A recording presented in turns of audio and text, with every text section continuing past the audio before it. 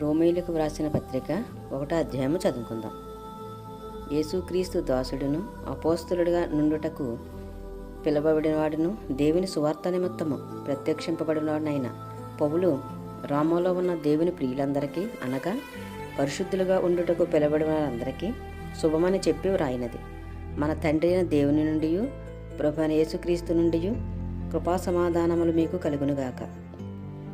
దేవుడు తన కుమారుడును మన ప్రభువైన యేసుక్రీస్తు విషయమైన ఆ సువార్తను పరిశుద్ధ లేఖనములయందు తన ప్రవక్తల ద్వారా ముందు వాగ్దానం చేసిన యేసుక్రీస్తు శరీరమును బట్టి దావీదు సంతానముగాను మృతులలో నుండి పునరుద్ధానుడైనందున పరిశుద్ధమైన ఆత్మను బట్టి దేవుని కుమారుడుగాను ప్రభావముతో నిరూపింపబడిన ఈయన నామము నిమిత్తము సమస్త జనులు విశ్వాసములకు విధేయులగినట్లు ఈయన ద్వారా మేము కృపను అపోస్తలత్వమును పొందితిమి.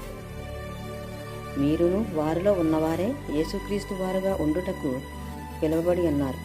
మీ విశ్వాసము సర్వలోకమున ప్రచురము చేయబడుటను బట్టి మొదట మీ అందరి నిమిత్తము యేసుక్రీస్తు ద్వారా నా దేవునికి కృతజ్ఞతాస్తుతులు చెల్లించుచున్నాను. ఇప్పుడు ఎలాగైనను ఆటంకము లేకుండా మీ యొద్దకు వచ్చుటకు దేవుని చిత్తం వలన నాకు వీలు కలుగునేమో అని నా ప్రార్థనల యందు ఎల్లప్పుడూ ఆయనను బతిమాలుకొనుచు మిమ్మల్ని గూర్చి ఎడతెగక జ్ఞాపకము చేసుకొనుచున్నాను. ఎందుకు ఆయన కుమారుని సువార్త విషయమై నేను నా ఆత్మయందు సేవించుచున్న దేవుడే నాకు సాక్షి. మీరు స్థిరపడవలనని అనగా మీకును నాకును కలిగి ఉన్న విశ్వాసము చేత అనగా మనము ఒకరి విశ్వాసము చేత ఒకరము ఆదరణ పొందవలనని ఆత్మ సంబంధమైన కృపావరం ఏదైనాను మీకు ఇచ్చుటకు మిమ్మల్ని చూడవలనని మిగుల ఆపేక్షించుచున్నాను. సహోదరులారా, నేను ఇతరులైన అన్యజనుల్లో ఫలం పొందినట్లు మీలో కూడా ఫలం ఏదైనాను పొందవలనని అనేక పర్యాయములు మీ వద్దకు రానుద్దేశించితిని గాని ఇది వరకు ఆటంకపరచబడితిని. ఇది మీకు తెలియకుండుట నాకు ఇష్టము లేదు. గ్రీసు దేశస్థులు కాని వారికిని జ్ఞానులకును మూఢులకును నేను రుణస్థుడను కాగా నా వలన ఎంత మట్టుకు రోమాలోని మీకును సువార్త ప్రకటించడానికి సిద్ధముగా ఉన్నాను. సువార్తను గూర్చి నేను సిగ్గుపడేవాడిని కాను. ఎలయనగా నమ్ము ప్రతివానికి మొదట యూదునికి గ్రీసు దేశస్థునికి కూడా రక్షణ కలగచేయుటకు అది దేవుని శక్తి అయి ఉన్నది. ఎందుకనినా నీతిమంతుడు విశ్వాసమూలంగా జీవించునని వ్రాయబడిన ప్రకారము విశ్వాసమూలకముగా అంతకంతకు విశ్వాసము కలిగినట్లు దేవుని నీతి దాని యందు బయలుపరచబడుచున్నది. దుర్నీతి చేత సత్యమును అడ్డగించు మనుషుల యొక్క సమస్త భక్తిహీనత మీదను దుర్నీతి మీదను దేవుని కోపము పరలోకము నుండి బయలుపరచబడుచున్నది. ఎందుకనగా దేవుని గూర్చి తెలియసఖ్యమైనదేదో అది వారి మధ్య విశదమై ఉన్నది. దేవుడు అది వారికి విశదపరిచెను. ఆయన అదృశ్య లక్షణములు అనగా ఆయన నిత్యశక్తియు దేవత్వమును జగత్తుత్పత్తి మొదలుకొని సృష్టింపబడిన వస్తువులను ఆలోచించుట వలన తేటపడుచున్నవి గనుక వారు నిరుత్తరులై ఉన్నారు. మరియు వారు దేవుని ఎరిగియు ఆయనను దేవునిగా మహింపరచలేదు, కృతజ్ఞతాస్తుతులు చెల్లింపను లేదు గాని తమ వాదముల యందు వ్యర్థులేరు. వారి అవివేక హృదయము అంధకారమాయను, తాము జ్ఞానులమని చెప్పుకొనుచు బుద్ధిహీనులైరి. వారు అక్షయుడగు దేవుని మహిమను క్షయమగు మనుషుల యొక్కయు పక్షుల యొక్కయు చతుష్పథ జంతువుల యొక్కయు పురుగుల యొక్కయు ప్రతిమ స్వరూపముగా మార్చిరి. ఈ హేతువు చేత వారు తమ హృదయముల దురాలోచన అనుసరించి తమ శరీరములను పరస్పరము అవమానపరుచుకున్నట్లు దేవుడు వారిని అపవిత్రతకు అప్పగించెను. అట్టివారు దేవుని సత్యమును అసత్యమునకు మార్చి సృష్టికర్తకు ప్రతిగా సృష్టమును పూజించి సేవించిరి. యుగముల వరకు ఆయన స్తోత్రార్హుడై ఉన్నాడు. ఆమేన్. అందువలన దేవుడు తుచ్చమైన అభిలాషలకు వారిని అప్పగించెను. వారి స్త్రీలు సైతము స్వాభావికమైన ధర్మమును విడిచి స్వాభావిక విరుద్ధమైన ధర్మమును అనుసరించిరి. అటువలే పురుషులు కూడా స్త్రీ యొక్క స్వాభావికమైన ధర్మమును విడిచి పురుషులు అవశ్యమని చేయుచు తమ తప్పిదమునకు తగిన ప్రతిఫలమును పొందుచు ఒకరి ఎడల ఒకరు కామాతులైరి. మరియు వారు తమ మనసులో దేవునికి చోటియ్యనొల్లకపోయిరి గనుక చెయ్యరాని కార్యములు చేయుటకు దేవుడు భ్రష్ట మనుషుకు వారిని అప్పగించెను. అట్టువారు సమస్తమైన దుర్నీతి చేతను దుష్టత్వము చేతను లోభము చేతను ఈర్ష్య చేతను నిండుకొనే మత్సరము, నరహత్య, కలహము, కపటము, వైరమైన వాటితో నిండిన వారే కొండెగాండ్రును, అపవాదకులను, దేవద్వేషులను, హింసకులను, అహంకారులను, బెంకములాడువారును, చెడ్డవాటిని కల్పించువారును, తల్లిదండ్రుల కవిదులను, అవివేకులను, మాట తప్పువారును, అనురాగరహితులను, నిర్దయులనైరి. ఇట్టి కార్యములను అభ్యసించువారు మరణముకు తగినవారు అను దేవుని న్యాయ విధిని వారు బాగుగా ఎరిగియుండియు వాటిని చేయుచున్నారు.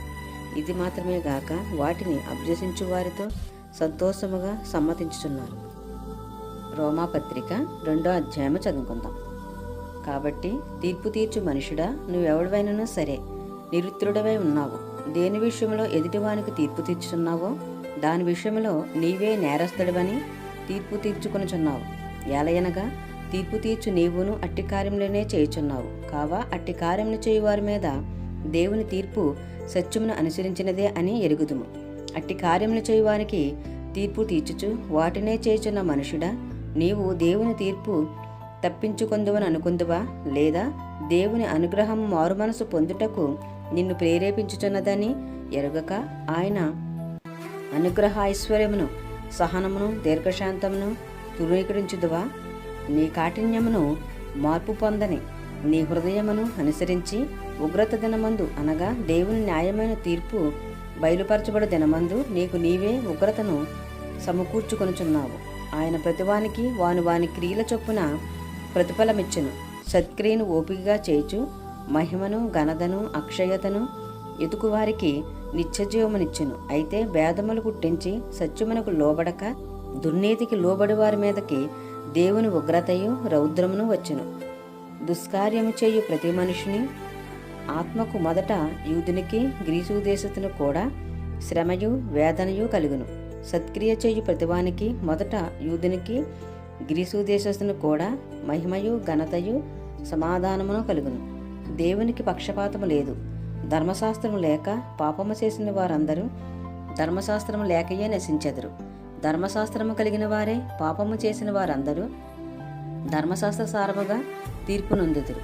ధర్మశాస్త్రము వినివారు దేవుని దృష్టికి నీతిమంతులు కారుగాని ధర్మశాస్త్రమును అనుసరించి ప్రవర్తించువారే నీతిమంతులుగా ఎంచబడుతారు. ధర్మశాస్త్రము లేని అన్యజనులు స్వాభావికముగా ధర్మశాస్త్ర సంబంధమైన క్రియలను చేసిన యెడల వారు ధర్మశాస్త్రము లేనివారైనను తమకు తామే ధర్మశాస్త్రం అయినట్టున్నారు.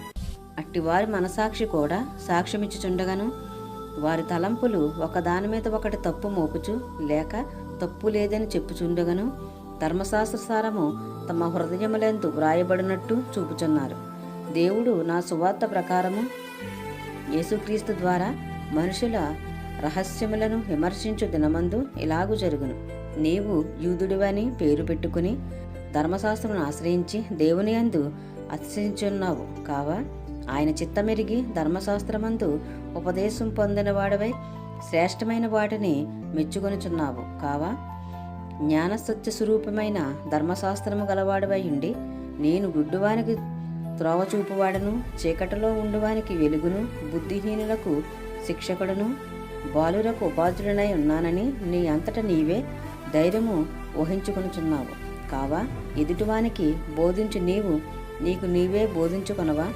దొంగిలవద్దని ప్రకటించు నీవు దొంగిలెదవా? వ్యభిచరించవద్దని చెప్పు నీవు వ్యభిచరించెదవా? విగ్రహములను అసహించుకొను నీవు గుళ్లను దోచెదవా? ధర్మశాస్త్రమందు అతిశయించు నీవు ధర్మశాస్త్రం మీరుట వలన దేవుని అవమానపరిచెదవా? వ్రాయబడిన ప్రకారము మిమ్మును బట్టియే గదా దేవుని నామము అన్యజనుల మధ్యను దూషింపబడుచున్నది. నీవు ధర్మశాస్త్రమును అనుసరించి ప్రవర్తించిన వాడవైతివా?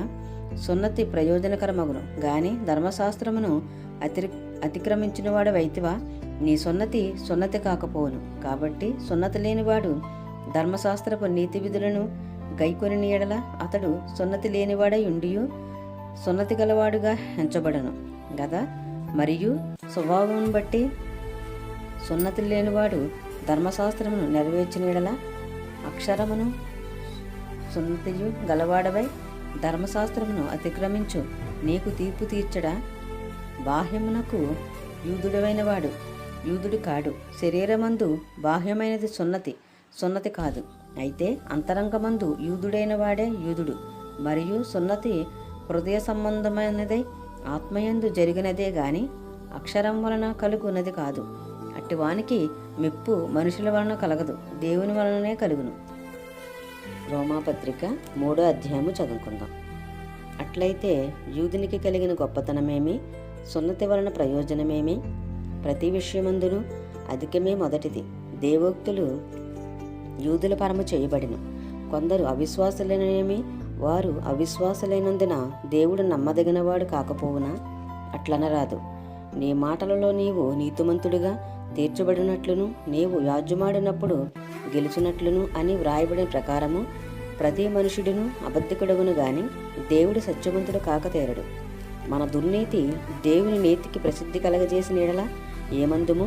ఉగ్రతను చూపించు దేవుడు అన్యాయస్తుడుగున నేను మనుషరీతిగా మాట్లాడుచున్నాను అట్లనరాదు. అట్లైన ఎడల దేవుడు లోకమునకు ఎట్లు తీర్పు తీర్చును? దేవునికి మహిమ కలిగినట్లు నా అసత్యం వలన దేవుని సత్యము ప్రబలిన ఎడల నేనికను పాపినైనట్టు తీర్పు పొందనేలా? మేలు కలుగుటకు కీడు చేయదుమని మేము చెప్పుచున్నామని కొందరు మమ్మును దూషించి చెప్పు ప్రకారము మేమెందుకు చెప్పరాదు? అట్టి వారికి కలుగు శిక్షావిధి న్యాయమే. అలాగైనా ఏమందుము? మేము వారికంటే శ్రేష్ఠులమా, తక్కువవారమా? ఎంతమాత్రము కాము. యూదులేమి గ్రీసు దేశస్థులేమి అందరూ పాపమునకు లోనై ఉన్నారని ఇంతకు ముందు దోషారోపణ చేసి ఉన్నాము. ఇందును గూర్చి వ్రాయబడినది ఏమనగా, నీతిమంతుడు లేడు, ఒక్కడునూ లేడు, గ్రహించువాడెవడనూ లేడు, దేవుని వెతుకువాడెవడనూ లేడు. అందరూ త్రావు తప్పి ఏకముగా పనికిమాలిన వారైరి, మేలు చేయవాడు లేడు, ఒక్కడైననూ లేడు. వారి గొంతుక తెరచిన సమాధి, తమ నాలుగుతో మోసం చేయుదురు. వారి పెదవుల క్రింద సర్పవిషమున్నది, వారి నోటి నిండా శపించుటయు పగయు ఉన్నాయి. రక్తము చిందించుటకు వారి పాదములకు పరుగెత్తుచున్నవి. నాశనమును కష్టమును వారి మార్గములలో ఉన్నవి. శాంతి మార్గమును వారు ఎరగరు. వారి కన్నుల ఎదుట దేవుని భయము లేదు. ప్రతి నోరు మూయబడినట్లును సర్వలోకము దేవుని శిక్షకు పాత్రమగునట్లును ధర్మశాస్త్రము చెప్పుచున్న వాటన్నిటినీ ధర్మశాస్త్రముకు లోనైన వారితో చెప్పుచున్నదని ఎరుగుదుము. ఏలయనగా ధర్మశాస్త్ర సంబంధమైన క్రియల మూలముగా ఏ మనుషుడును ఆయన దృష్టికి నీతిమంతుడని తీర్చబడడు. ధర్మశాస్త్రము వలన పాపమనగా ఎట్టిదో తెలియబడుచున్నది.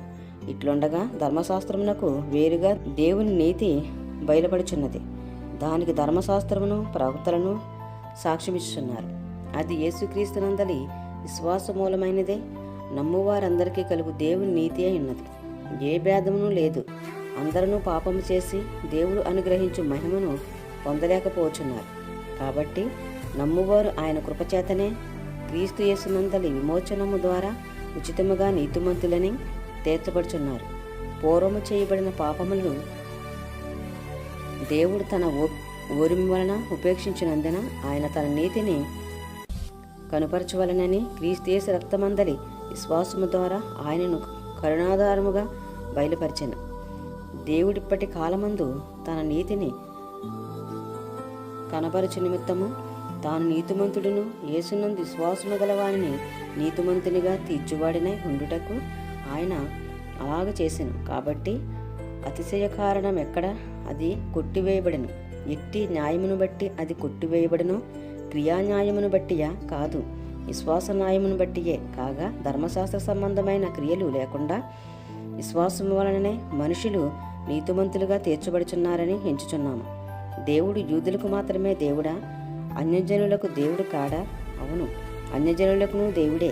దేవుడు ఒక్కడే గనుక ఆయన సున్నతి గలవారిని విశ్వాస మూలముగాను, సున్నతి లేని వారిని విశ్వాసము ద్వారాను నీతిమంతులుగా తీర్చును. విశ్వాసము ద్వారా ధర్మశాస్త్రమును నిరర్ధకము చేయుచున్నామా? అట్లనరాదు, ధర్మశాస్త్రమును స్థిరపరచుచున్నాము. రోమాపత్రిక 4వ అధ్యాయము చదువుకుందాం. కాబట్టి శరీర విషయమై మన మూల పురుషుడకు అబ్రహాముకి ఏమి దొరికినని అందుము. అబ్రహాము క్రియల మూలముగా నీతిమంతుడని తీర్చబడిన ఎడల అతనికి అతిశయ కారణం కలుగును, గాని అది దేవుని ఎదుట కలగదు. లేఖనం ఏమి చెప్పుచున్నది? అబ్రహాము దేవుని నమ్మెను, అది అతనికి నీతిగా ఎంచబడెను. పని చేయువానికి జీతము రుణమే గాని దానమని ఎంచబడదు. పని చెయ్యక భక్తిహీనుని నీతిమంతునిగా తీర్చువాని యందు విశ్వాసముంచువానికి వాని విశ్వాసము నీతిగా ఎంచబడుచున్నది. ఆ ప్రకారమే క్రియలు లేకుండా దేవుడు ఎవరిని నీతిమంతుడిగా ఎంచునో ఆ మనుషుడు ధన్యుడని దావీదు కూడా చెప్పుచున్నాడు. ఏలయనగా తన అతిక్రమములకు పరిహారం నొందినవాడు, తన పాపమునకు ప్రాయశ్చిత్తం నొందినవాడు ధన్యుడు. ప్రభు చేత నిర్దోషి అని ఎంచబడినవాడు ధన్యుడు. ఈ ధన్యవచనము సున్నతి గలవాని గూర్చి చెప్పబడినదా, సున్నతి లేనివాని గూర్చి కూడా చెప్పబడినదా? అబ్రహాము యొక్క విశ్వాసం అతనికి నీతి అని ఎంచబడినచున్నాము కదా. మంచిది. ఆ ఏ స్థితి యందు ఎంచబడినో, సున్నతి కలిగి ఉండినప్పుడా, సున్నతి లేనప్పుడా? సున్నతి కలిగి ఉండినప్పుడు కాదు, సున్నతి లేనప్పుడే. మరియు సున్నతి లేని వారైనను నమ్మిన వారందరికీ అతడు తండ్రి యొగుట వలన వారికి నీతి ఆరోపించుటకే అతడు సున్నతి పొందకమునుపు తనకు కలిగిన విశ్వాసం వలన నైనా నీతికి ముద్రగా సున్నతి అని గుర్తు పొందెను. మరియు సున్నతి గలవానికి తండ్రి యొగుటకు అనగా సున్నతి మాత్రం పొందినవారు గాక మన తండ్రి అయిన అబ్రహాము సున్నతి పొందకమునుపు అతనికి కలిగిన విశ్వాసము యొక్క అడుగుజాడలను బట్టి నడుచుకొనిన వారికి తండ్రి అగుటకు అతడు ఆ గుర్తు పొందెను. అతడు లోకమునకు వారసుడగును వాగ్దానము అబ్రాహాముకైనను అతని సంతానముకైనను ధర్మశాస్త్ర మూలముగా కలగలేదు, గాని విశ్వాసములనైనా నీతి మూలముగానే కలిగిను. ధర్మశాస్త్ర సంబంధులు వారసులైన ఎడల విశ్వాసము వ్యర్థమగును, వాగ్దానము నిరర్ధకమగును. ఏలయనగా ధర్మశాస్త్రము ఉగ్రతను పుట్టించును, ధర్మశాస్త్రము లేని ఎడల అతిక్రమము లేక పోవును. ఈ హేతువు చేతను ఆ వాగ్దానము యావస్థ అంతకి అనగా ధర్మశాస్త్రము గలవారికి మాత్రము కాక అబ్రాహాముకున్నట్టి విశ్వాసము గలవారు కూడా దృఢము కావాలనని కృపను అనుసరించినదే ఉండునట్లు అది విశ్వాసమూలమైనదాయను. తాను విశ్వసించిన దేవుని ఎదుట అనగా మృతులను సజీవులుగా చేయువాడును లేని వాటిని ఉన్నట్టుగానే పిలుచువాడునైనా దేవుని ఎదుట అతడు మనందరికీ తండ్రి ఉన్నాడు.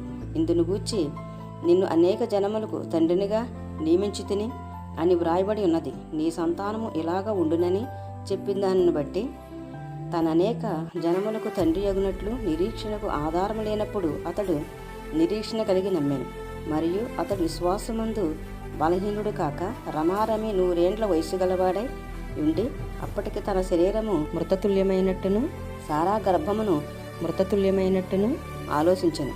గాని అవిశ్వాసం వలన దేవుని వాగ్దానమును గూర్చి సందేహింపక దేవుని మహింపరిచి ఆయన వాగ్దానం చేసిన దానిని నెరవేర్చుటకు సమర్థుడని రూఢిగా విశ్వసించి విశ్వాసం వలన బలము నొందెను. అందుచేత అది అతనికి నీతిగా ఎంచబడెను. అది అతనికి ఎంచబడనని అతని నిమిత్తము మాత్రమే కాదు గాని మన ప్రభువైన యేసు మృతులలో నుండి లేపిన వాని యందు విశ్వాసముంచిన మనకును ఎంచబడినని మన నిమిత్తము కూడా వ్రాయబడెను.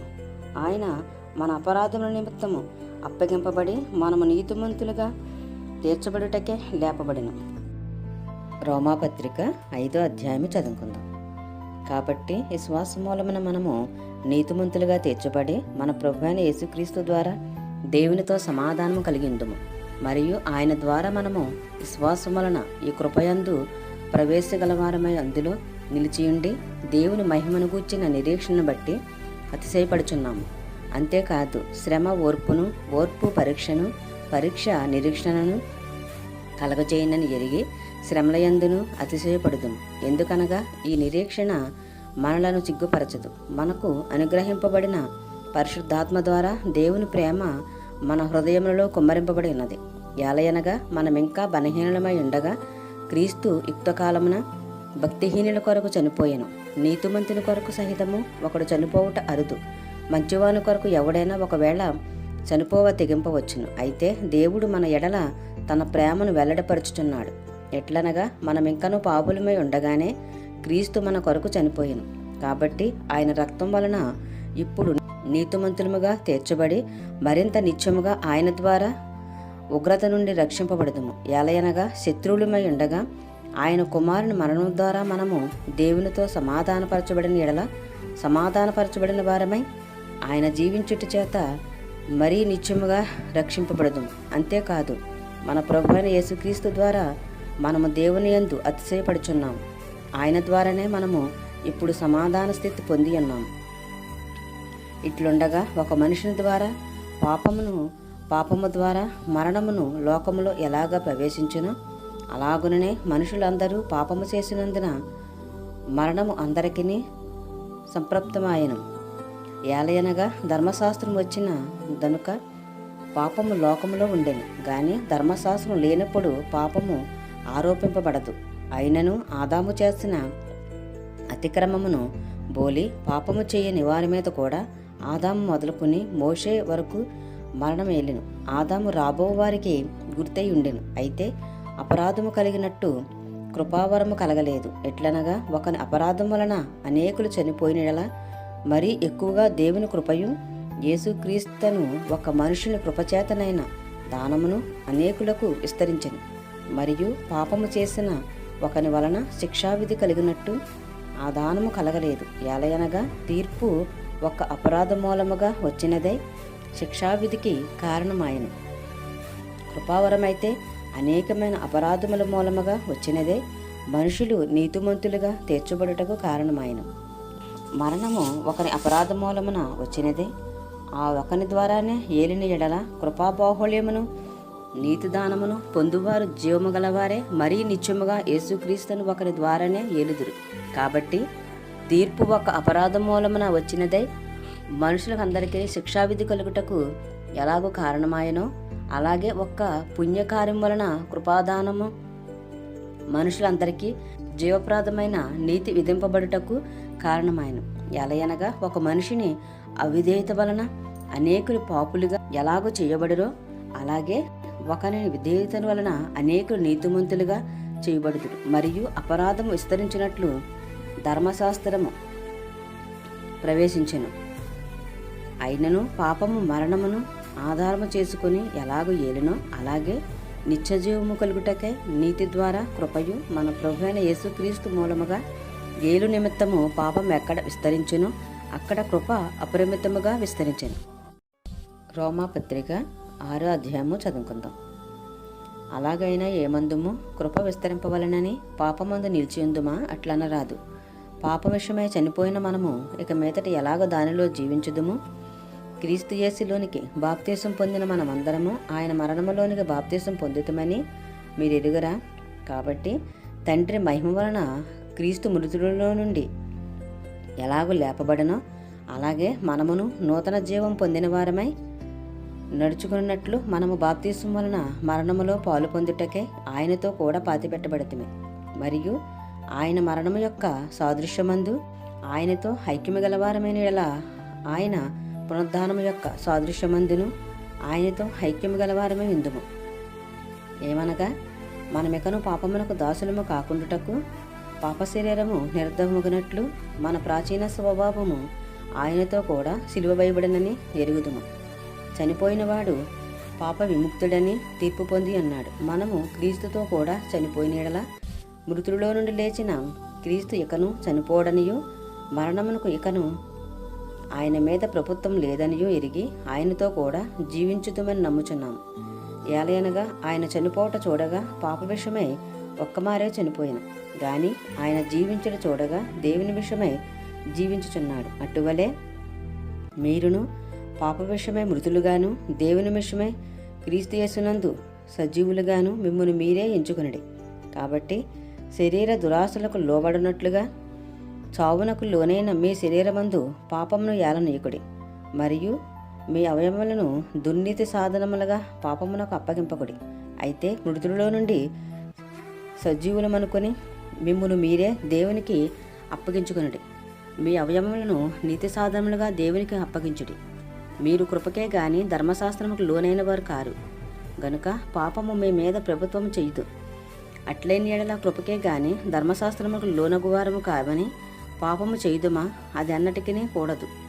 లోబడుటకు దేవుని మిమ్మును మీరు దాసులుగా అప్పగించుకుందరో అది చావు నిమిత్తముగా పాపమునకే గాని నీతి నిమిత్తముగా విధేయతకే గాని దేనికి మీరు లోబడుదురో దానికే దాసులగుదురని మీరు ఎరగరా?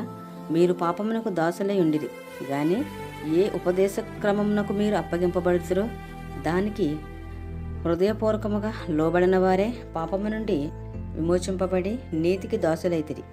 ఇందుకు దేవునికి స్తోత్రము. మీ శరీర బలహీనతను బట్టి మనుష్య రీతిగా మాట్లాడుచున్నాను. ఏమనగా అక్రమం చేయుటకే అపవిత్రతకును అక్రమమునకును మీ అవయవములను దాసులుగా ఎలాగూ అప్పగింతురో అలాగే మీ అవయవములను దాసులుగా ఎలాగ అప్పగించుతురో అలాగే పరిశుద్ధ కలుగుటకే ఇప్పుడు మీ అవయవములను నీతికి దాసులుగా అప్పగించుడి.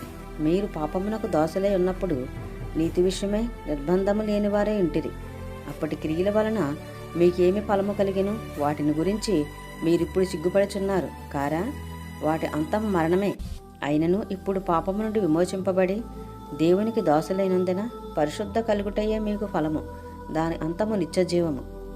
ఏలయనగా పాపం వలన వచ్చే జీతం మరణము, అయితే దేవుని కృపావరము మన ప్రభువైన క్రీస్తు యేసునందు నిత్యజీవము.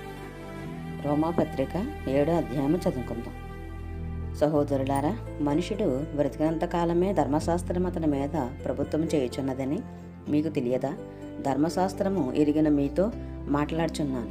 భర్త గల స్త్రీ భర్త బ్రతికినంత వరకే ధర్మశాస్త్రం వలన అతనికి బద్దురాలు. గాని భర్త చనిపోయిన ఎడల భర్త విషయమై ధర్మశాస్త్రం నుండి ఆమె విడుదల పొందును. కాబట్టి భర్త బతికి ఉండగా ఆమె వేరొక పురుషుని చేరిన ఎడల వ్యభిచారి అనబడను. గాని భర్త చనిపోయిన ఎడల ఆమె ధర్మశాస్త్రం నుండి విడుదల పొందెను గనుక వేరొక పురుషుని వివాహము చేసుకునినను వ్యభిచారిని కాకపోను. కావున నా సహోదరులారా, మనము దేవుని కొరకు ఫలమును ఫలించినట్లు మృతులలో నుండి లేపబడిన క్రీస్తు అను వేరొకని చేరుటకే మీరును ఆయన శరీరము ద్వారా ధర్మశాస్త్రం విషయమై మృతులైతిరి.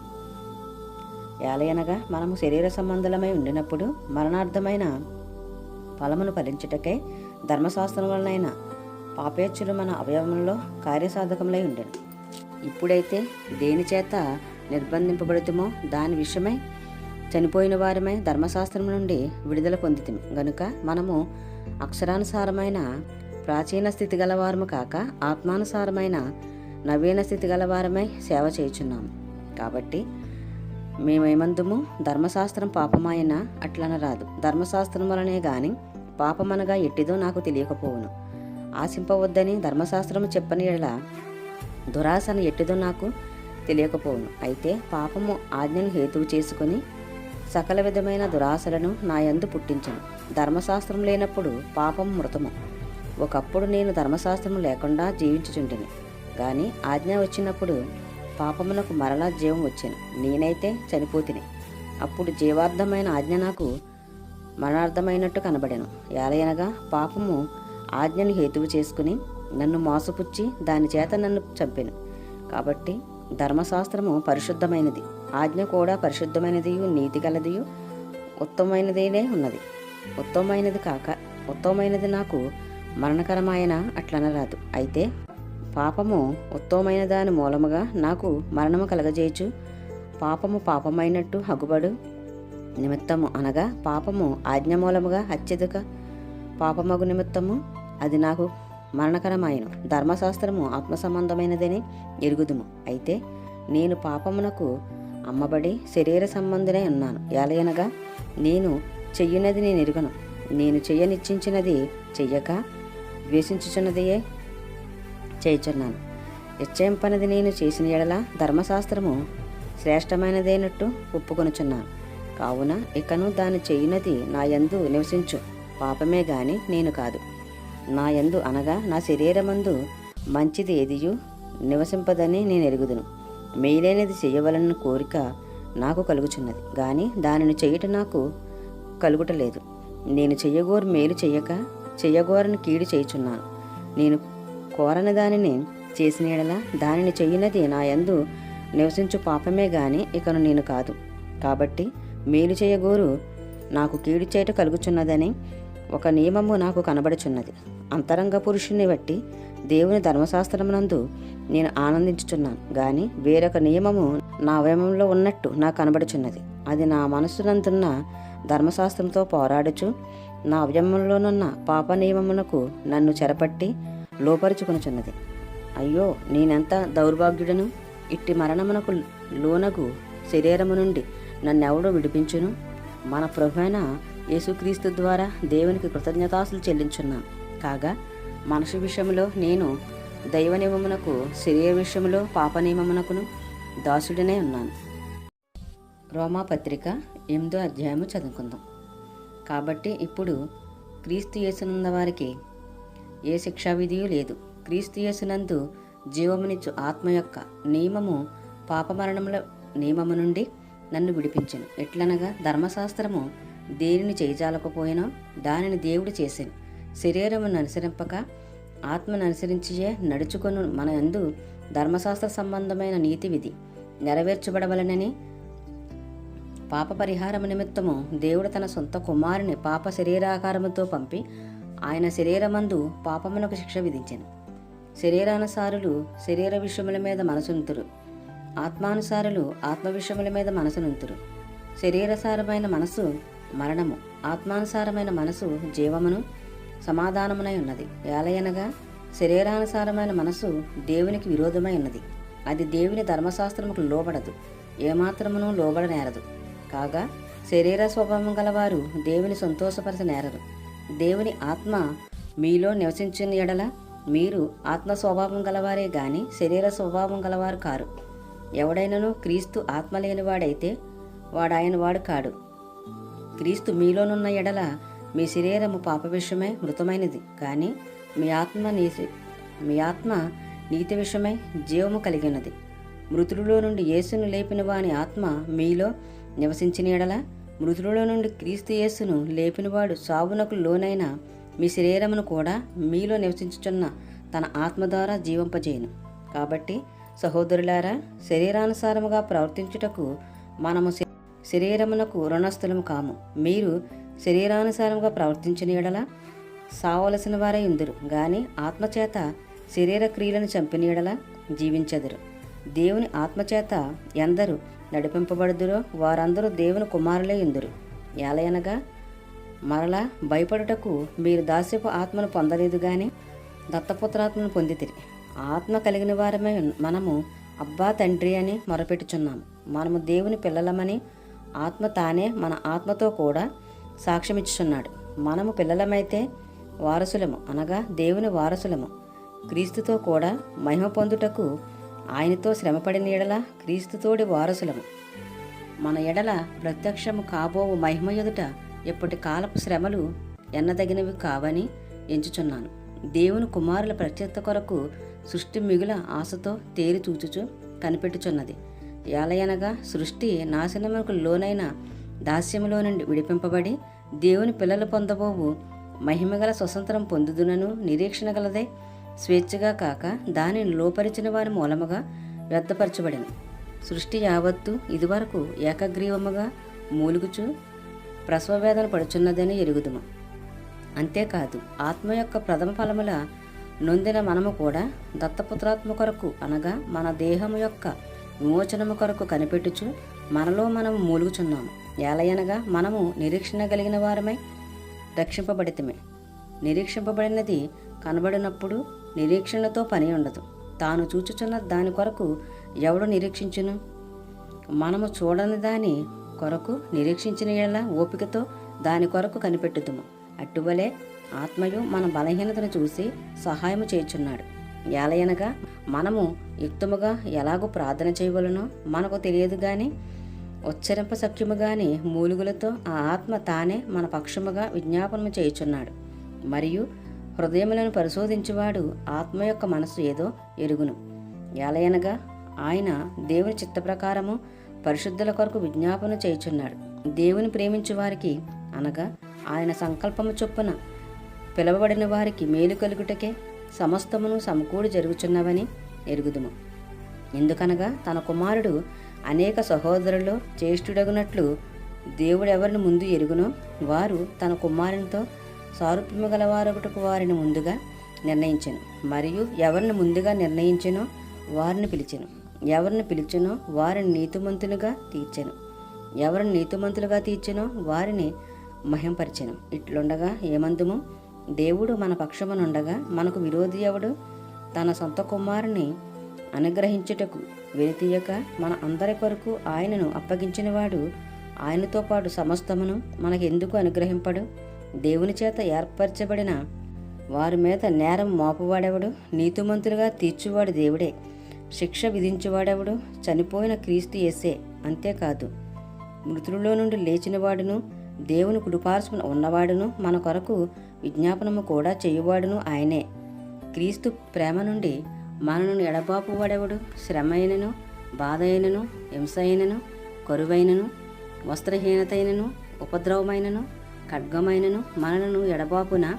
ఇందును గూర్చి వ్రాయబడినది ఏమనగా, నిన్ను బట్టి దినమెల్లా మేము వధింపబడిన వారము, వదకు సిద్ధమైన గొర్రెలమని మేము ఎంచబడిన వారము. అయినను మనలను ప్రేమించిన వాని ద్వారా మనము వీటన్నిటిలో అత్యధిక విజయము పొందుచున్నాము. మరణమైనను, జీవమైనను, దేవదూతలైనను, ప్రధానులైనను, ఉన్నవైనను, రాబోనవైనను, అధికారులైనను, ఎత్తైనను, లోతైనను, సృష్టింపబడిన మరి ఏదైనను మన ప్రభువైన క్రీస్తు యేసునందలి దేవుని ప్రేమ నుండి మనలను ఎడబాపనెవరవని రూఢిగా నమ్ముచున్నాను. రోమాపత్రిక 9వ అధ్యాయము చదువుకుందాం. నాకు బహు దుఃఖమును నా హృదయములో మానని వేదనయు కలవు. క్రీస్తునందు నిజమే చెప్పుచున్నాను, అబద్ధమాడుట లేదు. పరిశుద్ధాత్మయందు నా మనసాక్షి నాతో కూడా సాక్ష్యమిచ్చున్నది. సాధ్యమైన ఎడల దేహ సంబంధులైన నా సహోదరుల కొరకు నేను క్రీస్తు నుండి వేరే శ్రాపగ్రస్తుడనై ఉండకూడదును. వీరు ఇశ్రాయేలీలు. దత్తపుత్రాత్మను, మహిమయు, నిబంధనలను, ధర్మశాస్త్ర ప్రధానమును, అర్చనాచార్యులను, వాగ్దానములను వీరివి. పితరులు వీరు వారు. శరీరమును బట్టి క్రీస్తు వీరిలో పుట్టిన. ఈయన సర్వాధికారి అని దేవుడై ఉండి నిరంతరము స్తోత్రార్హుడై ఉన్నాడు. ఆమేన్. అయితే దేవుని మాట తప్పిపోయినట్టు కాదు. ఇశ్రాయేలు సంబంధులందరూ ఇశ్రాయేలు కారు. అబ్రాహాము సంతానమైనంత మాత్రము చేత అందరూ పిల్లలు కారు గాని ఇస్సాకు వలనైనది నీ సంతానం అనబడును. అనగా శరీర సంబంధులైన పిల్లలు దేవుని పిల్లలు కారు, కానీ వాగ్దాన సంబంధులైన పిల్లలు సంతానమని ఎంచబడుదురు. వాగ్దాన రూపమైన వాక్యం ఇదే. మీదటికి సమయమునకు వచ్చేదను, అప్పుడు సారాకు కుమారుడు కలుగును. అంతేకాదు, రెబ్కా మన తండ్రి అయిన ఇస్సాకు అను ఒకని వలన గర్భవతి అయినప్పుడు ఏర్పాటును అనుసరించిన దేవుని సంకల్పము క్రియల మూలముగా కాక పిలుచువాని మూలముగానే నిలకడగా ఉండు నిమిత్తము పిల్లలింకా పుట్టి మేలైనను కీడైనను చేయకముందే పెద్దవాడు చిన్నవానికి దాసుడగును అని ఆమెతో చెప్పబడెను. ఇందును గూర్చి నేను యాకోబును ప్రేమించి తిని ఏసావును ద్వేషించి తిని అని వ్రాయబడి ఉన్నది. కాబట్టి ఏమందుము దేవుని యందు అన్యాయము కలదా? అట్లనరాదు. అందుకు మోషేతో ఇలాగూ చెప్పుచున్నాడు, ఎవరిని కరుణింతునో వానిని కరుణింతును, ఎవని ఎడల జాలు చూపుదునో వాని ఎడల జాలు చూపుదును. కాగా పొందగోలు వాని వలనైనను ప్రయాసపడు వాని వలనైనను కాదు గాని కరుణించు దేవుని వలనే అగును. మరియు లేఖనము పరోతో ఇలాగూ చెప్పును, నేను నీ యందు నా బలము చూపుటకును నా నామము భూలోకమందంతటా ప్రచురమగుటకును అందు నిమిత్తమే నిన్ను నియమించితిని. కావున ఆయన ఎవరిని కనికరింపగోరునో వానిని కరుణించును, ఎవరిని కఠినపరచగోరునో వారిని కఠినపరచును. అట్లయితే ఆయన చిత్తమును ఎదిరించిన వాడెవడు? ఆయన ఇకను నేరం మోపనేలా అని నీవు నాతో చెప్పుదువు. అవును గాని ఓ మనుషుడా, దేవునికి ఎదురు చెప్పుటకు నువ్వెవడవు? నన్నెందుకు ఇలాగో చేసితివని రూపింపబడినది రూపించువానితో చెప్పునా? ఒక ముద్దలో నుండియే ఒక ఘటము ఘనతకును ఒకటి ఘనహీనతకును చేయుటకు మంటి మీద కుమ్మరివానికి అధికారము లేదా? అలాగూ దేవుడు తన ఉగ్రతను అగపరచుటకును తన ప్రభావమును చూపుటకును ఇచ్చయించిన వాడే నాశనమునకు సిద్ధపడి ఉగ్రతాపాత్రమైన ఘటమును ఆయన బహు దీర్ఘశాంతముతో సహించిననేమి. మరియు మహిమ పొందుటకు ఆయన ముందుగా సిద్ధపరిచిన కరుణాపాత్ర ఘటముల ఎడల, అనగా యూదులలో నుండి మాత్రము కాక అన్యజనులలో నుండి ఆయన పిలిచిన మన ఎడల తన మహిమైశ్వర్యము కనపరచవలనని ఉన్న నేమి. ఆ ప్రకారము నా ప్రజలు కానివారికి నా ప్రజలనియు ప్రియురాలు కాని దానికి ప్రియురాలనియు పేరు పెట్టుదును. మరియు జరుగునదేమనగా, మీరు నా ప్రజలు కారని ఏ చోటను వారితో చెప్పబడునో ఆ చోటనే జీవమగల దేవుని కుమారులని వారికి పేరు పెట్టబడును అని హోషేయలో ఆయన చెప్పుచున్నాడు. మరియు ప్రభు తన మాట సమస్తము చేసి క్లుప్తపరిచి భూలోకమునందు దానిని నెరవేర్చును గనుక ఇశ్రాయేలు కుమారుల సంఖ్య సముద్రపు ఇసుకవలే ఉండినను శేషమే రక్షింపబడినని యెషయాయు ఇశ్రాయేలును గూర్చి బిగ్గరగా పలుకుచున్నాడు. మరియు యెషయా ముందు చెప్పిన ప్రకారము సైన్యములకు అధిపత్యకు ప్రభు మనకు సంతానము శేషింప చెయ్యకపోయినడలా సుధేమ వలె నగుదుము, గుమేరలను పోలియుందుము. అట్లయితే మనమేమందుము? నీతిని అంటాడని అన్యజనులు నీతిని అనగా విశ్వాసమూలమైన నీతిని పొందిరి. అయితే ఇశ్రాయేలు నీతి కారణమైన నియమమును వెంటాడి ఆ నియమమును అందుకొనలేదు. వారెందుకు అందుకొనలేదు? వారు విశ్వాసమూలంగా కాక క్రియల మూలముగానైనట్టు దానిని వెంటాడిరి. ఇదిగో నేను అడ్డురాతిన అడ్డుబండను సియోనులో స్థాపించుచున్నాను, ఆయన యందు విశ్వాసముంచువాడు సిగ్గుపరచబడడు అని వ్రాయబడిన ప్రకారము వారు అడ్డురాయి తగిలి త్రొట్టుబడిరి. రోమాపత్రిక 10వ అధ్యాయము చదువుకుందాం. సహోదరులారా, ఇశ్రాయేలు రక్షణ పొందవలెనని నా హృదయాభిలాషయు వారి విషయమై నేను దేవునికి చేయు ప్రార్థనే ఉన్నది. వారు దేవుని యందు ఆసక్తి గలవారని వారిని గూర్చి సాక్ష్యమిచ్చుచున్నాను. అయినను వారి ఆసక్తి జ్ఞానానుసారమైనది కాదు. ఏలయనగా వారు దేవుని నీతి ఎరుగక తమ స్వనీతిని స్థాపింపబూనుకొనుచు దేవుని నీతికి లోబడలేదు. విశ్వసించు ప్రతివానికి నీతి కలుగుటకై క్రీస్తు ధర్మశాస్త్రమునకు సమాప్తి అయి ఉన్నాడు. ధర్మశాస్త్రమునకు నీతి నెరవేర్చువాడు దాని వలనే జీవించునని మోసే వ్రాయుచున్నాడు. అయితే విశ్వాసమూలమగు నీతి ఇలాగూ చెప్పుచున్నది, ఎవడు పరలోకములోనికి ఎక్కుపోవును అనగా క్రీస్తును క్రిందకి తెచ్చుటకు, లేక ఎవడు అగాధములోనికి దిగిపోవును అనగా క్రీస్తును మృతులలో నుండి పైకి తెచ్చుటకు అని నీవు నీ హృదయములో అనుకొనవద్దు. అదేమని చెప్పుచున్నది? వాక్యము నీ యొద్దను నీ నోటను నీ హృదయములోనూ ఉన్నది. అది మేము ప్రకటించు విశ్వాస వాక్యమే. అదేమనగా యేసు ప్రభువని నీ నోటితో ఒప్పుకుని దేవుడు మృతులలో నుండి ఆయనను లేపనని నీ హృదయమందు విశ్వసించిన ఎడల నీవు రక్షింపబడదువు.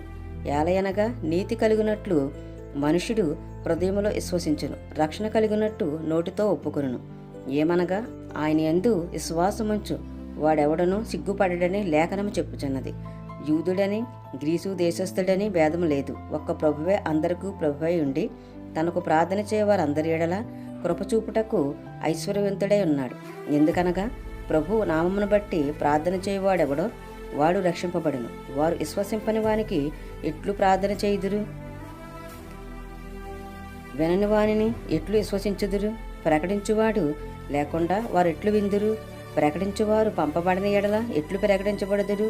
ఇందు విషయమై ఉత్తమమైన వాటిని గూర్చిన సువార్త ప్రకటించువారి పాదములు ఎంతో సుందరమైనవి అని వ్రాయబడి ఉన్నది.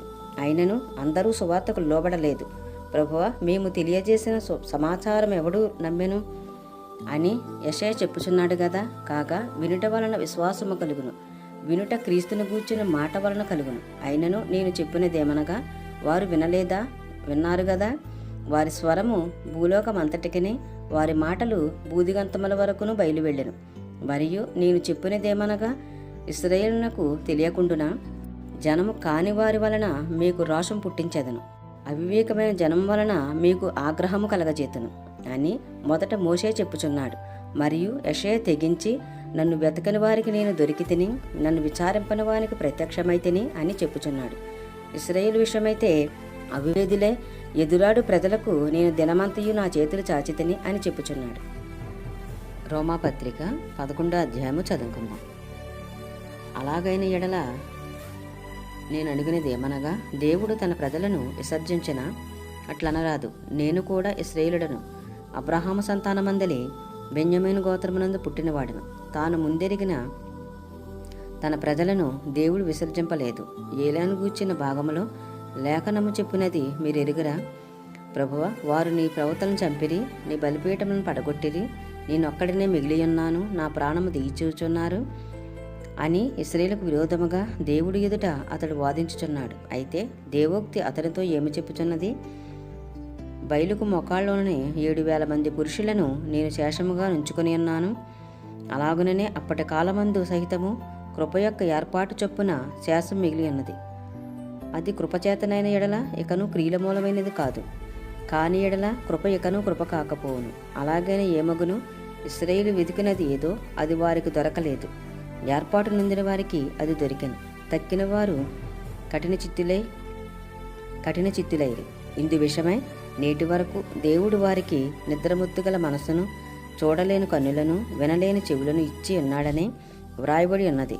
మరియు వారి భోజనము వారికి ఉరిగాను బోనుగాను ఆటంకముగాను వారి క్రియలకు ప్రతిఫలముగాను ఉండునుగాక. వారు చూడకుండానట్లు వారు కన్నులకు చీకటి కమ్మునుగాక. వారి వీపును ఎల్లప్పుడూ వంగిపోవునట్లు చెయ్యుము అని దావీదు చెప్పుచున్నాడు. కాబట్టి నేను అడిగినది ఏమనగా, వారు పడిపోవునట్లుగా త్రొట్టెల్లిరా అట్లనరాదు. వారికి రోషం పుట్టించుటకై వారి తొట్టుపాటు వలన అన్యజనులకు రక్షణ కలిగెను. వారి తొట్టుపాటు లోకమునకు ఐశ్వర్యమును, వారి క్షీణదశ అన్యజనులకు ఐశ్వర్యమును అయిన యెడల వారి పరిపూర్ణత ఎంత ఎక్కువగా ఐశ్వర్యకరముగును. అన్యజనులకు మీతో నేను మాట్లాడుచున్నాను. నేను అన్యజనులకు అపోస్తలుడనై ఉన్నాను గనుక ఈ విధమునైనను నా రక్త సంబంధులకు రోషం పుట్టించి వారిలో కొందరినైనను రక్షింపవలనని నా పరిచర్యను గణపరచుచున్నాను. వారిని విసర్జించుట లోకమును దేవునితో సమాధానపరచుట అయిన యెడల వారిని చేర్చుకొనుట ఏమగును? మృతులు సజీవులైనట్టే అగును కదా. ముద్దలో మొదటి పిడికెడు పరిశుద్ధమైనదైతే ముద్దంతయు పరిశుద్ధమే. వేరు పరిశుద్ధమైనదైతే కొమ్మలను పరిశుద్ధములే. అయితే కొమ్మలలో కొన్ని విరిచివేయబడి అడవి ఒలివ కొమ్మవై ఉన్న నీవు వాటి మధ్యన అంటుకట్టబడి ఒలివ చెట్టు యొక్క సారవంతమైన వేరులో వాటితో కలిసి పాలు పొందినలా ఆ కొమ్మలపైన నీవు అతిశయింపకము. నీవు అతిశయించితవా? వేరు నిన్ను భరించుచున్నది గాని నీవు వేరును భరించటలేదు. అందుకు నేను అంటుకట్టబడి నిమిత్తము కొమ్మలు విరిచివేయబడినవని నీవు చెప్పుదువు. మంచిది, వారు అవిశ్వాసమును బట్టి విరిచివేయబడిరి. నీవైతే విశ్వాసమును బట్టి నిలిచి ఉన్నావు. గర్వింపక భయపడము. దేవుడు స్వాభావికమైన కొమ్మలను విడిచిపెట్టని ఎడల నిన్నును విడిచిపెట్టడు. కాబట్టి దేవుని అనుగ్రహమును కాఠిన్యమును అనగా పడిపోయిన వారి మీద కాఠిన్యమును నీవు అనుగ్రహ భక్తుడివే నిలిచి ఉన్న ఎడల నీ మీద ఉన్న దేవుని అనుగ్రహమును చూడుము. అట్లు నిలవని ఎడల నీవును నరికివేయబడుతువు. వారును తమ అవిశ్వాసములో నిలవకపోయిన ఎడల అంటుకట్టబడదురు. దేవుడు వారిని మరలా అంటుకట్టుటకు శక్తి గలవాడు. ఎట్లనగా నీవు స్వాభావికమైన అడవి ఒలివ చెట్టు నుండి కోయబడి స్వభావ విరుద్ధముగా మంచి ఒలివ చెట్టు అంటుకట్టబడిన ఎడల స్వాభావికమైన కొమ్మలకు వారు మరీ నిత్యముగా తమ సొంత ఒలివ చెట్టున అంటుకట్టబడరా?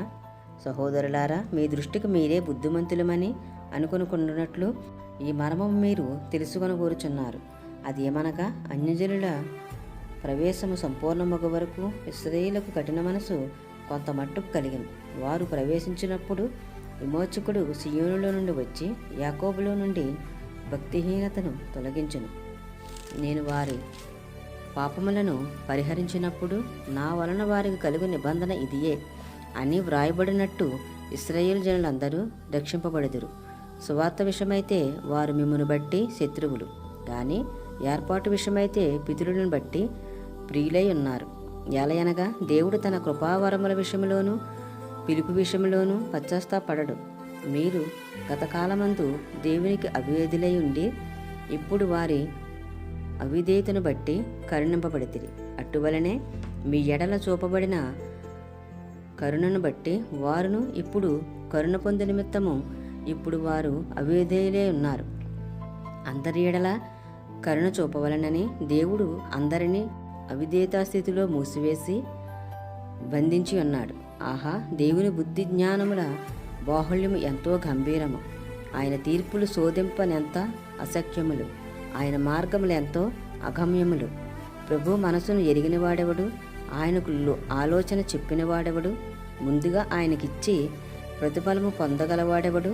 ఆయన మూలమునను ఆయన ద్వారాను ఆయన నిమిత్తమును సమస్తము కలిగి ఉన్నవి.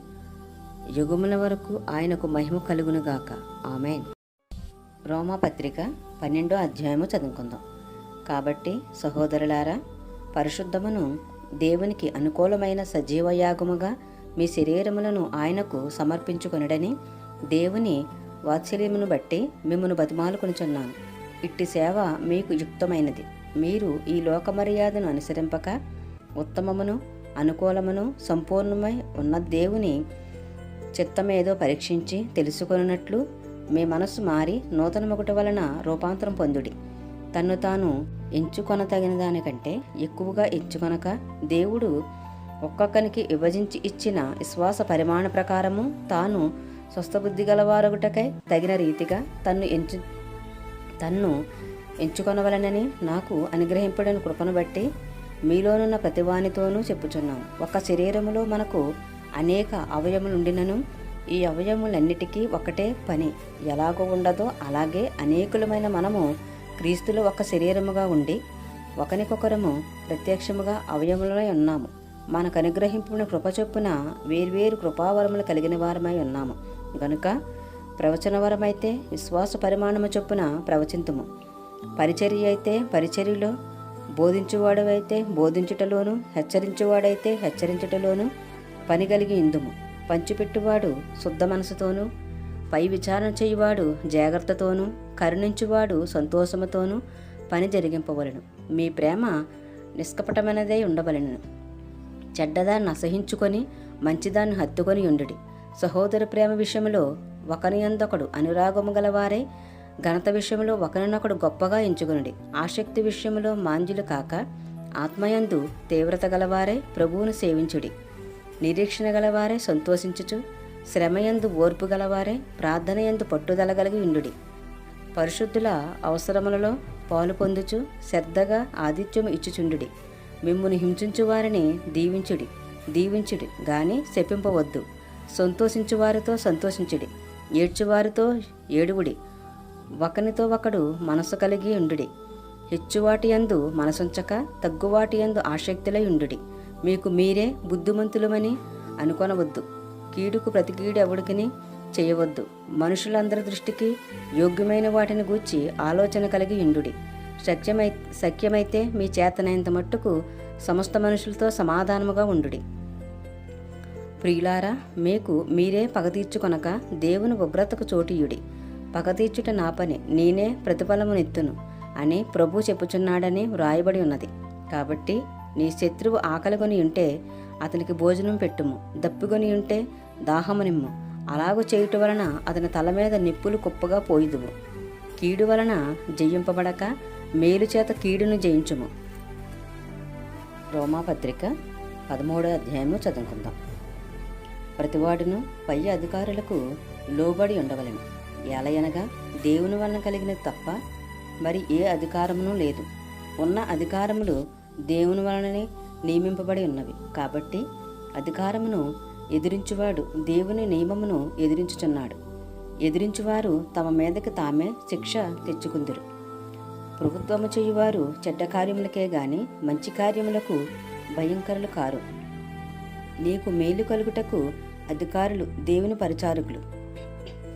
వారికి భయపడక ఉండకోరితవా మేలు చెయ్యుము, అప్పుడు వారి చేత మెప్పు పొందుదువు. నీవు చెడ్డది చేసిన యెడల భయపడుము, వారు ఊరకయే ఖడ్గము ధరింపరు. కీడు చేయువాని మీద ఆగ్రహము చూపుటకై వారు ప్రతికారము చేయు దేవుని పరిచారకులు. కాబట్టి ఆగ్రహ భయమును బట్టి మాత్రము కాక మనసాక్షిని బట్టియు లోబడియుండుట ఆవశ్యకము. ఎలయనగా వారు దేవుని సేవకులై ఉండి ఎల్లప్పుడూ ఈ సేవయందే పని కలిగియుందురు. ఇందుకే కదా మీరు పన్ను కూడా చెల్లించుచున్నారు. కాబట్టి ఎవనికి పన్ను వానికి పన్నును, ఎవనికి సుంకమో వానికి సుంకమును చెల్లించుడి. ఎవని ఎడల భయముండవలెనో వాని ఎడల భయమును, ఎవని ఎడల సన్మానముండవలెనో వాని ఎడల సన్మానమును కలిగియుండుడి. అందరికీ వారి వారి రుణములను తీర్చుడి. ఒకరినొకడు ప్రేమించుట విషయంలో తప్ప మరి ఏమీ ఎవనికిని అచ్చి ఉండవద్దు. పొరుగువానిని ప్రేమించువాడే ధర్మశాస్త్రం నెరవేర్చినవాడు. ఎలయనగా వ్యభిచరింపవద్దు, నరహత్య చెయ్యవద్దు, దొంగిలవద్దు, ఆశింపవద్దు అనునవియు మరి ఏ ఆజ్ఞ అయినా ఉన్న ఎడల అదియు నిన్నువలే నీ పొరుగువాన్ని ప్రేమింపవలనను వాక్యములో సంక్షేపముగా ఇమిడి ఉన్నవి. ప్రేమ పొరుగువానికి కీడు చేయుదు గనుక ప్రేమ కలిగి ఉండుట ధర్మశాస్త్రము నెరవేర్చుటయే. మరియు మీరు కాలము నెరిగి నిద్ర మేలుకొను వేళ అయినదని తెలుసుకొని అలాగూ చేయుడి. మనము విశ్వాసులమైనప్పటికంటే ఇప్పుడు రక్షణ మనకు మరీ సమీపముగా ఉన్నది. రాత్రి చాలా గడిచి పగలు సమీపముగా ఉన్నది గనుక మనము అంధకార క్రియలను విసర్జించి తేజ సంబంధమైన యుద్ధోపకరణములు ధరించుకొందుము. అల్లరితో కూడిన ఆటపాటలైనను మత్తయ్యనను లేకయు, కామ విలాసములైనను పోకిరీ శ్రేష్టలైనను లేకయు, కలహమైనను మత్సరమైనను లేకయు పగటియందు నడుచుకొనున్నట్టు మర్యాదగా నడుచుకుందుము. మెట్టుకు ప్రభువైన యేసుక్రీస్తును ధరించుకున్న వారే శరీరాచ్యలను నెరవేర్చుకున్నటకు శరీర విషయమే ఆలోచన చేసుకునుడి. రోమాపత్రిక 14వ అధ్యాయము చదువుకుందాం. విశ్వాస విషయమై బలహీనమైన వారిని చేర్చుకునుడి. అయినను సంశయములను తీర్చుటకు వాదములను పెట్టుకొనవద్దు. ఒకడు సమస్తమును తినవచ్చునని నమ్ముచున్నాడు, మరి ఒకడు బలహీనుడై ఉండి కూరగాయలనే తినుచున్నాడు. తినువాడు తిననివాడిని తృణీకరింపకూడదు, తిననివాడు తినువానికి తీర్పు తీర్చకూడదు. ఏలయనగా దేవుడు అతను చేర్చుకొనెను. పరుని సేవకునికి తీర్పు తీర్చుటకు నీవెవడవు? అతడు నిలిచి ఉండుటైనను పడి ఉండుటైనను అతని సొంత యజమానుని పనియే. అతడు నిలుచును, ప్రభు అతడు నిలవబెట్టుటకు శక్తి గలవాడు. ఒకడు ఒక దినము కంటే మరి ఒక దినము మంచి దినమని ఎంచుచున్నాడు, మరి ఒకడు ప్రతి దినమును సమానముగా ఎంచుచున్నాడు. ప్రతివాడు తన మట్టుకు తానే తన మనసులో రూఢీపరుచుకొన వలెను. దినమును లక్ష్యపెట్టువాడు ప్రభు కోసమే లక్ష్యపెట్టుచున్నాడు. తినువాడు దేవుని కృతజ్ఞతాస్తులు చెల్లించున్నాడు గనుక ప్రభు కోసమే తినుచున్నాడు. తిననివాడు ప్రభు కోసము తినటం అని దేవునికి కృతజ్ఞతాస్తులు చెల్లించున్నాడు. మనలో ఎవడనూ తన కోసమే బ్రతకడు, ఎవడనూ తన కోసమే చనిపోడు.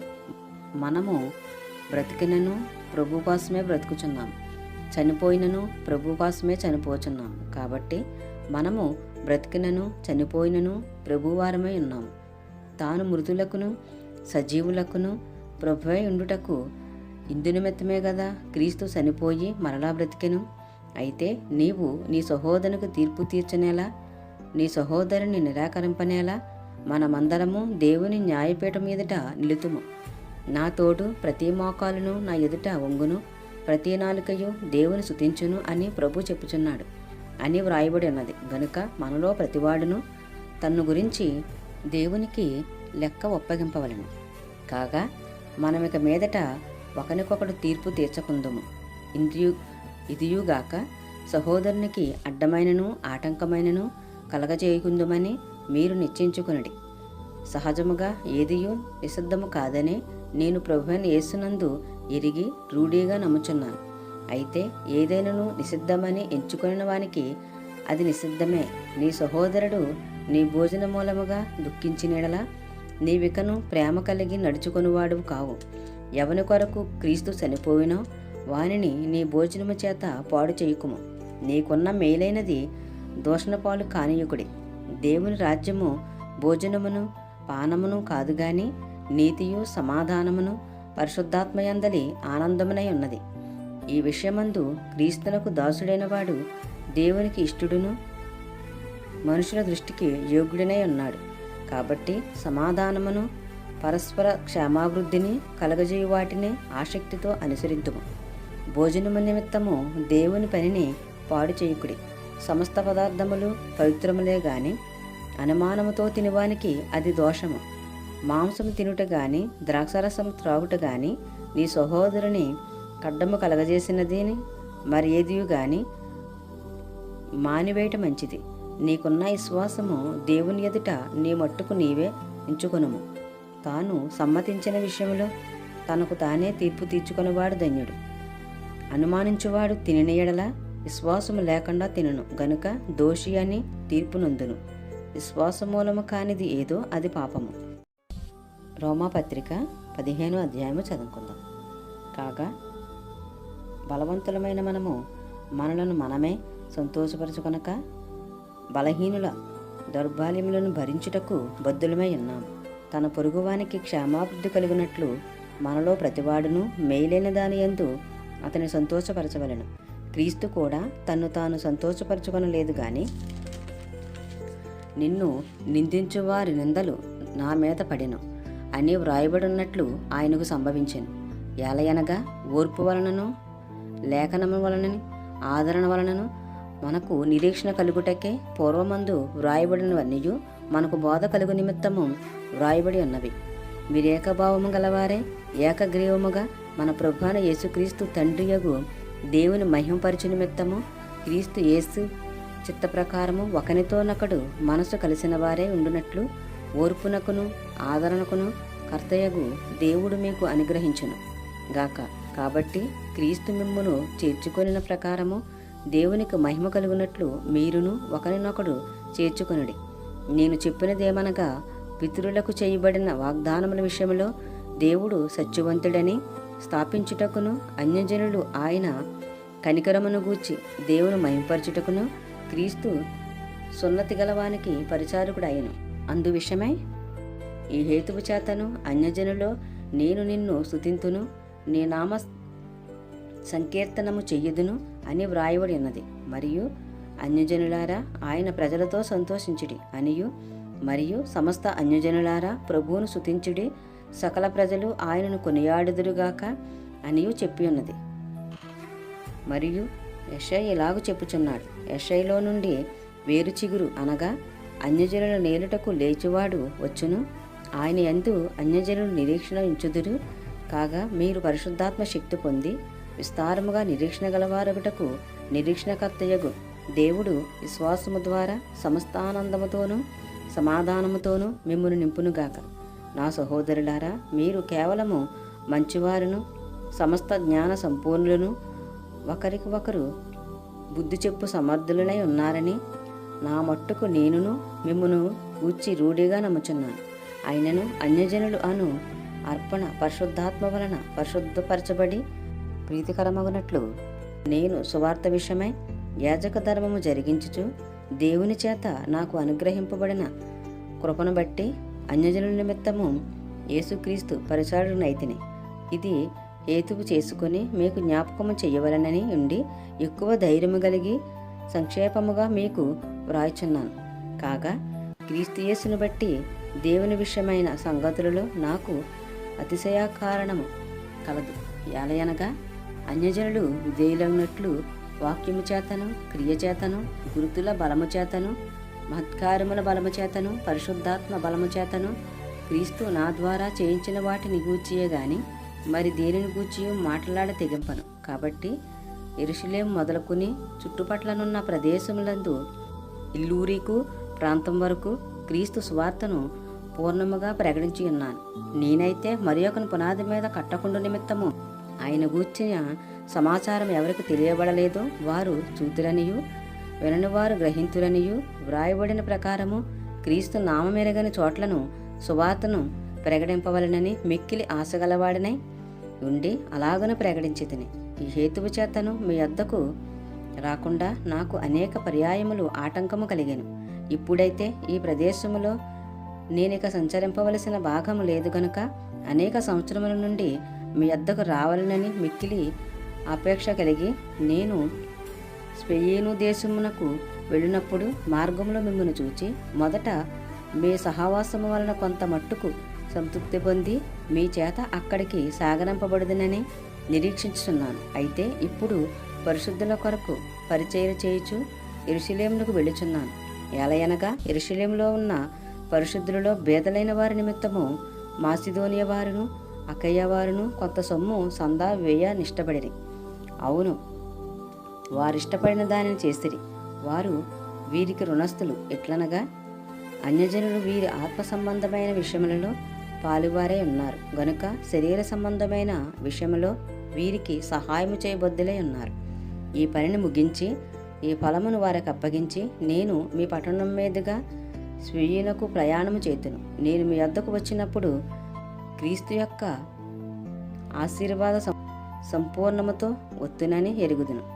సహోదరులారా, నేను యోదయలోనున్న అవిధేయుల చేతిలో నుండి తప్పింపబడి యెరూషలేములో చేయవలసి ఉన్న ఈ పరిచర్య పరిశుద్ధులకు ప్రీతికరమగునట్లును నేను దేవుని చిత్తం వలన సంతోషముతో మీ వద్దకు వచ్చి మీతో కలిసి విశ్రాంతి పొందినట్లును మీరు నా కొరకు దేవునికి చెయ్యి ప్రార్థనల యందు నాతో కలిసి పోరాడవలనని మన ప్రభువైన యేసు క్రీస్తుని బట్టియు ఆత్మవలని ప్రేమను బట్టియు మిమ్మల్ని బతిమాలుకొనుచున్నాను.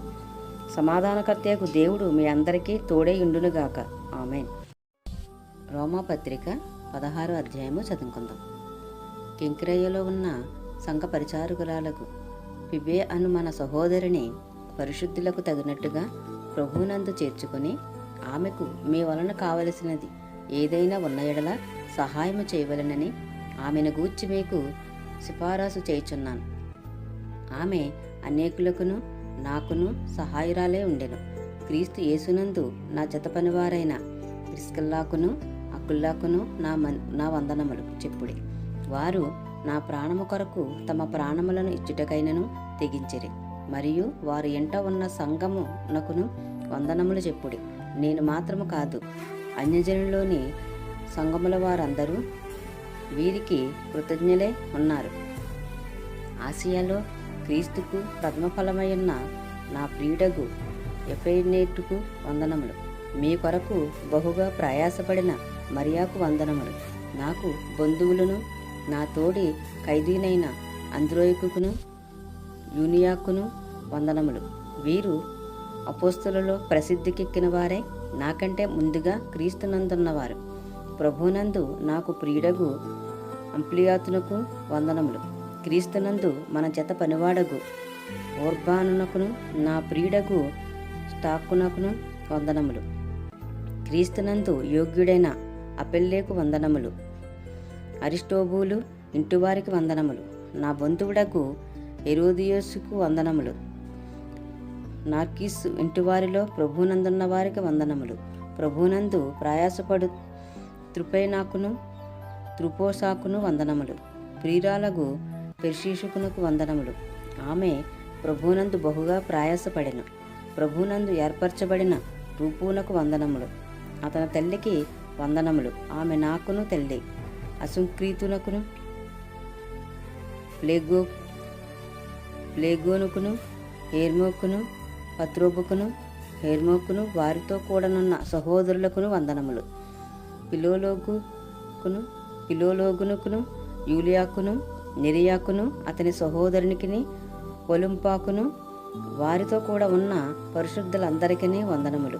పవిత్రమైన ముద్దు పెట్టుకుని ఒకరికొకడు వందనములు చేయుడు. క్రీస్తు సంఘములన్నీయు మీకు వందనములు చెప్పుచున్నవి. సహోదరులారా, మీరు నేర్చుకున్న బోధకు వ్యతిరేకముగా భేదములను ఆటంకములను కలగజేయు వారిని కనిపెట్టి ఉండుడని మిమ్మల్ని బతిమాలుకొనుచున్నాను. వారిలో నుండి తొలగిపోవుడి.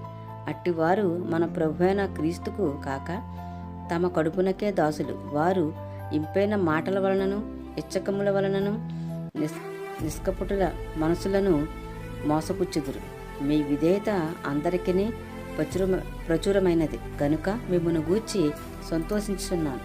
మీరు మేలు విషయమై జ్ఞానులను, కీడు విషయమై నిష్కపటులనే ఉండవలనని కోరుచున్నాను. సమాధానకర్తయగు దేవుడు సాతానును మీ కాళ్ల క్రింద శీఘ్రముగా సితక త్రొక్కించును. మన ప్రభువైన యేసుక్రీస్తు కృప మీకు తోడై ఉండునుగాక. నా జత పనివాడగు తిమోతి, నా బంధువులకు లూకియా, యాసోను, సూసిపత్రు అనువారును మీకు వందనములు చెప్పుచున్నారు. ఈ పత్రిక వ్రాసిన తెర్తియు అను నేను ప్రభువునందు మీకు వందనములు చేయుచున్నాను. నాకును యావత్ సంగమునకును ఆతిథ్యమిచ్చు గాయియు మీకు వందనములు చెప్పుచున్నాడు.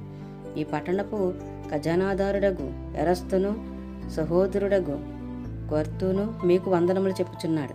మన ప్రభువైన యేసుక్రీస్తు కృప మీకు తోడై ఉండునుగాక. సమస్తమైన అన్యజనులు విశ్వాసముకు విధేయులగునట్లు అనాది నుండి రహస్యముగా ఉంచబడి ఇప్పుడు ప్రత్యక్షపరచబడిన మర్మము నిత్యదేవుని ఆజ్ఞ ప్రకారము ప్రవక్తల లేఖనముల ద్వారా వారికి తెలపబడి ఉన్నది. ఈ మర్మమును అనుసరించి ఉన్న నా సువార్త ప్రకారముగాను యేసుక్రీస్తుని గూర్చిన ప్రకటన ప్రకారముగాను మిమ్మును స్థిరపరచుటకు శక్తివంతుడును అద్వితీయ జ్ఞానవంతుడునైన దేవునికి యేసుక్రీస్తు ద్వారా నిరంతరము మహిమ కలుగునుగాక. ఆమేన్.